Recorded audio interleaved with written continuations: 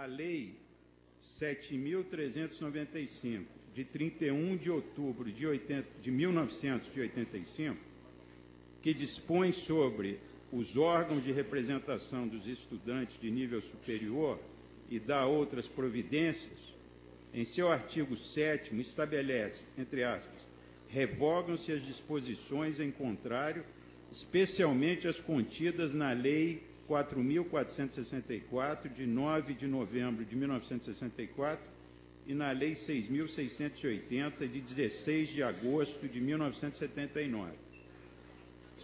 Portanto, a representação estudantil deve ser regida pela Lei 7.395, de 31 de outubro de 1985, em anexo, que reconhece os órgãos de representação dos estudantes de nível superior. Alô?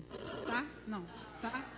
Bom, boa tarde a todos. E eu começo a minha fala chamando para a atenção da construção coletiva que se traduz no Estado democrático de direito que nós vivemos. Então, professor, não basta ser legal, tem que ser legítimo. Quando a gente fala de ética no setor público, a gente tem que não só defender a legalidade, mas, acima de tudo, a legitimidade. Porque o direito, as leis, muitas vezes se perdem no tempo. O direito produz norma que as leis não acompanham o interesse e os anseios da sociedade. O grave lá, Felipe, é que o Leandro resolveu que ele, como diretor de escola, tinha o direito de organizar a eleição da entidade, da representação estudantil. E o que é garantido nas nossas regras infra-legislação geral que o CEGEM está reivindicando aqui, está mencionando, é que cada grupo representativo da UFRJ, seja ele docente, seja ele discente, seja ele técnico-administrativo, tenha a possibilidade de organizar a sua própria forma de seleção da sua representação, né? Enfim, então eles têm autonomia para se organizar. E eu acho que o que o parecer do CEGEM está tentando preservar e o que esse conselho deve preservar é a autonomia de cada grupo universitário para organizar as eleições da sua própria representação. Obrigado. E a ideia é justamente essa, ou seja, partir para o equilíbrio, garantindo a autonomia da representação daqueles que estarão presentes nos seus mais diferentes colegiados. Acho que isso, inclusive, ficou muito claro. Seria inadmissível a gente imaginar que essa mesa aqui, a reitoria, teria a prerrogativa de escolher, né, quem são os representantes dos docentes do CT, do CCS, do CCMN, do CFCH, dos técnicos administrativos ou dos estudantes.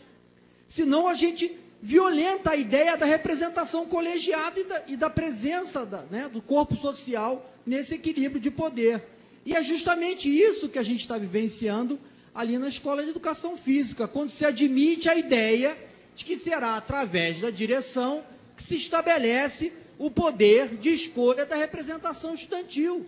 Isso é gravíssimo. Se a gente admite isso como prática, ela pode se tornar a lógica da organização da nossa universidade. E, no meu entender, vai de encontro da maneira, da concepção que estabeleceu a organização dessa instituição tão peculiar. Agora, eu acho que isso não será suficiente. A professora Maria Fernanda colocou aspectos extremamente graves. Essa questão que está sendo hoje trazida pela CLN é quase que idêntica na sua concepção do resultado da comissão de sindicância aberta pelo CCS para tratar desse tema. Isso, inclusive, foi um encaminhamento formal feito pela reitoria à direção da Escola de Educação Física, no sentido de se respeitar a norma de organização da universidade e da legislação vigente, que trata da questão da representação. E isso, ao que parece, não foi levado em conta. Inclusive, me parece, foi desconsiderado como prática a ser organizada daqui para frente. Então, assim, além disso, existem outras questões que também são declaradas aqui, que a gente sabe, e eu já vivenciei, que são extremamente graves. A ideia de que se pode chamar o uso da força policial, de que se tem a competência do uso da força policial no interior da universidade, de que a forma de tratar os movimentos sociais é com o uso da força e da truculência. A gente não pode permitir que isso se torne uma prática usual, admissível e corriqueira na universidade. Eu tenho a certeza absoluta, eu acho que todos aqui que compõem o Conselho Universitário, que todas essas medidas colocadas pelo diretor da Escola de Educação Física, o Leandro, lembram muito a ditadura militar, principalmente se a gente vê que a ditadura militar caçou a voz tanto da União Nacional dos Estudantes, quanto de várias outras entidades, DCE, centros acadêmicos, com a Lei 477, que era o AI-5 dentro das universidades públicas brasileiras.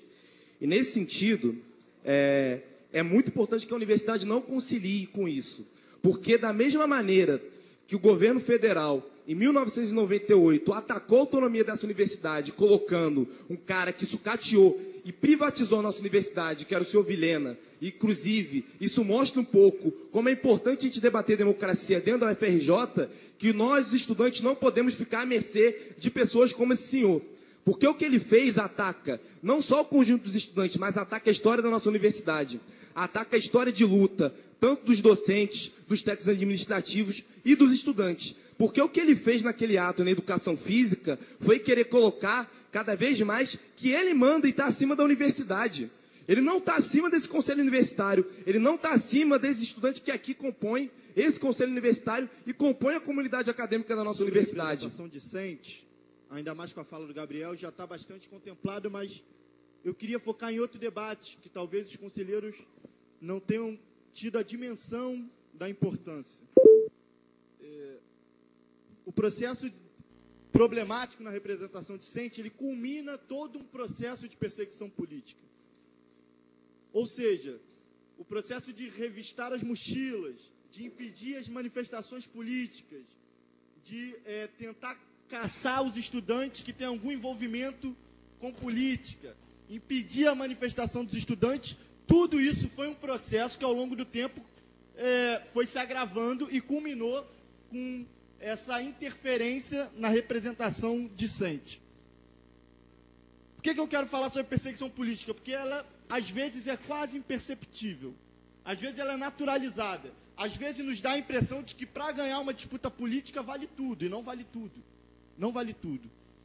E nessa universidade, nós temos uma luta histórica e muito tenaz de garantir as expressões políticas, as diferenças, os debates, as lutas, por mais duras que elas sejam, e a diversidade de opiniões.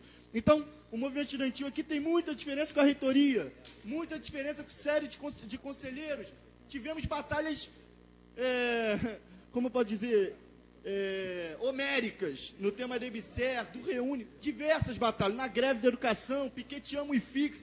O movimento já teve várias ações, a reitoria várias outras ações. Nós sempre discutimos política e nessa universidade foi pautada pelos enfrentamentos das diversas opiniões. Agora, nunca nessa universidade, no período mais recente, houve a inclusão da polícia nessa história.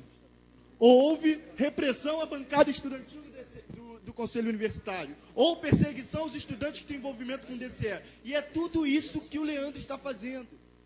O que o Leandro está fazendo não atenta apenas contra a organização estudantil, atenta contra o princípio básico do que é uma universidade pública. É esse o centro do problema.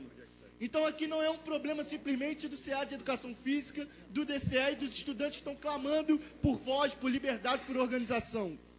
Nesse ano comemoramos 50 anos do golpe militar. Mas é um chamado aos conselheiros para que a gente posicione firmemente. Porque se esse tipo de ideologia, se esse tipo de ação política, se esse tipo de postura cresce dentro da universidade, vai estar sendo destruído não só o movimento estudantil, mas toda a universidade pública que nós tanto batalhamos para. Professor.